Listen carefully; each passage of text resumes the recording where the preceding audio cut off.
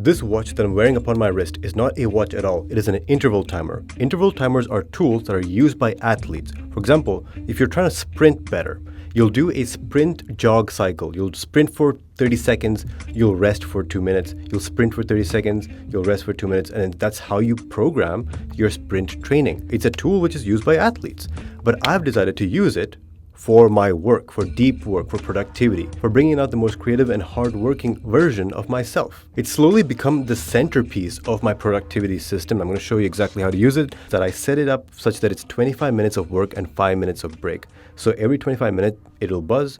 Every 5 minutes after that, buzz, 25 minutes, buzz, 5 minutes, buzz, so on. The first thing is it doesn't break immersion. Yes, it has a beeper, but you can just turn that off and it just vibrates. And the vibration is subtle enough that it does not jar you away from the immersive work that you're doing. Now I have an option. If I feel like continuing to work, I'll just do that. If I want to take a break for 5 minutes, that's completely fine. I'll get my hands off the keyboard and I'll just stare into the wall for 5 minutes, just relaxing. And then when it buzzes again, I'll get back into the game. And yes, it does count the number of rounds that I've done. So a round is a 30-minute chunk, right? It's 25 minutes of work, 5 minutes of play. That adds up to 30 minutes. So at the end of the day, if I look down and I see the number 10 on here, it means that I've done 10 rounds of 30 minutes each. In other words, I've worked for 5 hours. And as I've worked with this technique, I found other advantages. Because it goes off automatically without manual intervention, it means that the most amount of time you can waste is 25 minutes. Because at that 25-minute mark, it will buzz, it will vibrate. And then that kind of jolts your mind back into action, right? It's like, oh, what's this? And then you're like, oh, I've been on my phone. I've been looking at Instagram for 25 minutes. And you can just choose to not do that. This is huge because if you find yourself distracted by something,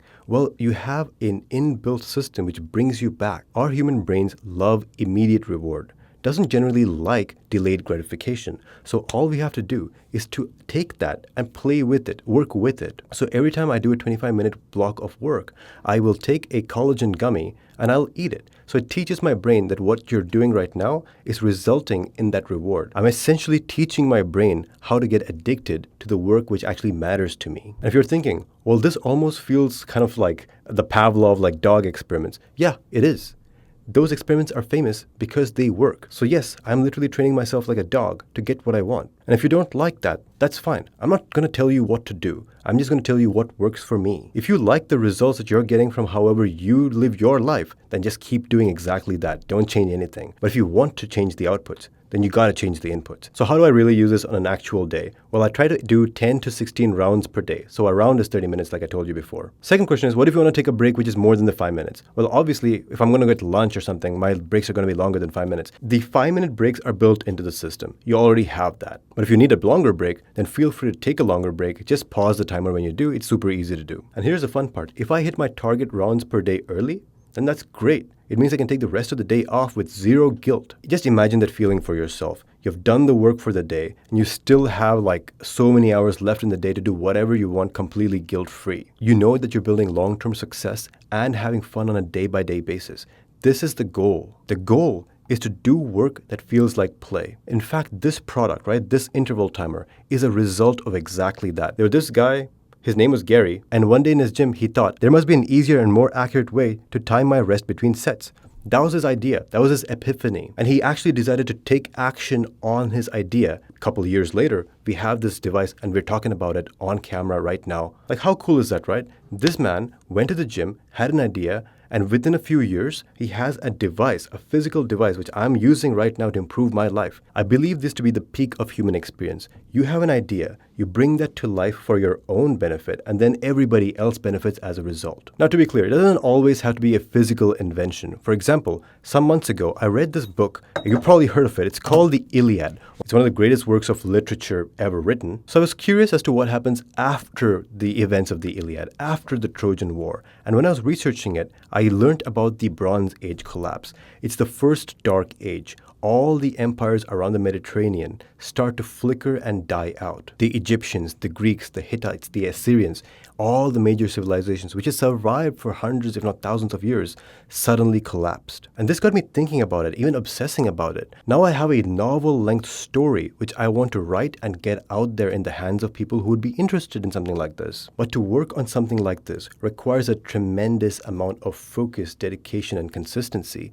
Things which I wasn't really born with or trained with in school or by my parents. And as a direct result, I had to come up with these techniques and systems to help me do it. The point of this tracking, the point of productivity, is not the tracking or the productivity. The point of all of this is the creative work itself. And the point of the creative work itself is self-expression. This is how we as human beings sharpen our claws. But now I want to draw a distinction between micro productivity and macro productivity. So micro is what we've been talking about all this entire video, which is like how do you be more focused on an hour by hour basis during a day. But macro is consistency and progress day by day, week after week, month after month, year after year, and sometimes even decade after decade. So what does that look like? Think about long-term consistency and building healthy habits that it feels like building a Jenga tower. You make one mistake and the streak breaks.